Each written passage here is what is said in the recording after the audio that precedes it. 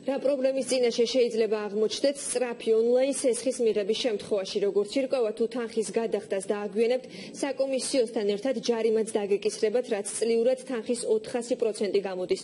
მომხმარებლები თავიდანვე ინფორმირებულები არიან, თუმცა მსგავსი კრედიტებით მაინც ხშირად სარგებლობენ.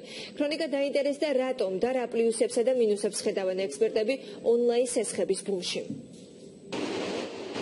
დიდი ხანი არ არის, რაც საქართველოს ბაზარზე ახალი მიკროსესხის ონლაინ სერვისები შემოვიდა.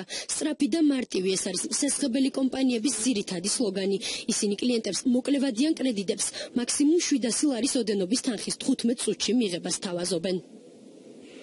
თუმცა საქმე ასე მარტივადაც არ არის. ექსპერტები ამბობენ, რომ ეს პროდუქტი ძალიან ძვირია და მხოლოდ იმ შემთხვევაშია გამართლებული, თუ მსესხებელი სესხს საკომისიოსთან ერთად განსაზღვრულ ვადაში დააბრუნებს. წინააღმდეგ შემთხვევაში პირს შესაძლოა წლიურად 400%-ის გადახდა მოუწიოს. მარტივად რომ ვთქვათ, ხელფასამდე მასესხეს, ასე ვთქვათ, ეგრეთ სახეცვლილება. ეს პროდუქტი შექმნილია არა იმიტომ, რომ ჩვენ ეს რაღაცა გრძელვადიანი პერიოდით მოვიხმაროთ და რაღაც გადავანაწილოთ, არამედ პირიქით ეს მოკლე დროში უნდა ავიღოთ და ასევე მოკლე დროშივე უნდა დავხაროთ. არასამთავრობო სექტორში პრობლემას იმაში ხედავენ, რომ ინტერნეტ სესხები კანონმდებლობით არ რეგულირდება.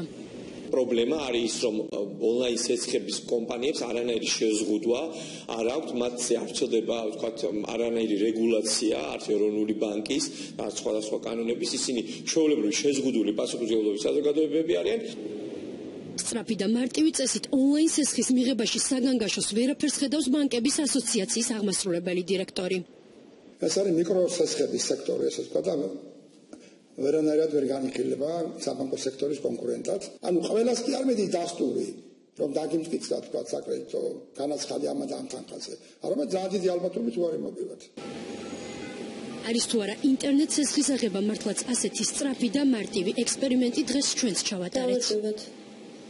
სესხის გაკეთება მინდა ამასთან დაკავშირებით გირეკავთ. პირობები მაინტერესებს. ერთ-ერთი კომპანიისგან ხელსაყრელი პირობების შემოთავაზების შემდეგ ელენე რეგისტრაციას გადის. პირადი მონაცემების შევსებიდან სუსტად 2 წუთში სესხი დამტკიცებულია. მომეწონა პირობები, შევასრულე 50-არიანი განაცხადი და 2 წუთში დამტკიცდა სესხი. საკომისიო ზოგადად არიან ისეთები, ვისთვისაც ხელფასამდე მიკროსესხის სწრაფად რიგებისა და ბანკში ლოდინის გარეშე აღება ძალიან ხელსაყრელია. იცი წინასწარ რა პროცენტი უნდა გადაიხადო, კონკრეტული თანხა გეწერება, იცი რომ უნდა გადაიხადო 30 ლარი თუ 17 ლარი და არ არის რაღაც პროცენტებში პლუს რაღაც კიდევ რაღაც სხვა პროცენტი და არ არის სიურპრიზები, ხოლო თავარია განსაზღვრო და აიღო თანხა სწორედ ხელფას მიაბა და არ გადააჭარბო. ქრონიკამ დღეს იმ ადამიანების ჩაწერაცსა და ვინც ინტერნეტ სესხის დაფარვა დროულად ვერ მოახერხეს და მაღალ საკომისიოსთან ერთად ჯარიმების დაფარვაც მოუწიათ. სატელევიზიო კომენტარზე ისინი არ დაგვთანხმდნენ, თუმცა პირად საუბრებში ყვებიან, რომ მარტივად აღებული 500 ლარის ნაცვლად 1000-ზე მეტის გადახდა მოუწიათ.